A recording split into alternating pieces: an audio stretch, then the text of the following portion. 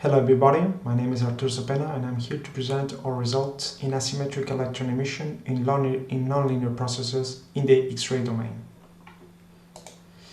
Our work focuses on the study of Compton scattering in the H2 molecule using soft X-ray pulses. Although Compton scattering has been known for over a century, there are still many unknowns, partly due to the low cross-section of this process compared to the other competing phenomena. Here, X-field bring promising perspectives.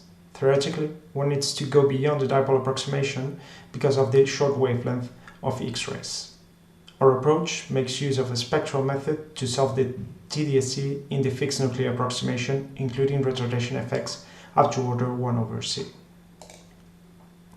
We perform calculations of simulated Compton scattering, where the emission of the scattered photon is stimulated by a second field.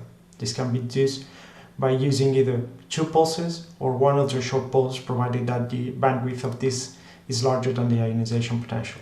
In the single pulse scheme, we tested 3 different molecular orientations and 2 different photon energies. For the two-pulse scheme, we tested different relative propagation angles. In our analysis, we have found how the interference between dipole and non-dipole ionization routes produces asymmetries that can be observed in the molecular frame photoelectron angular distributions. In conclusion, we have shown how simulated Compton scattering can be explored using a single attosecond pulse or a two-color scheme.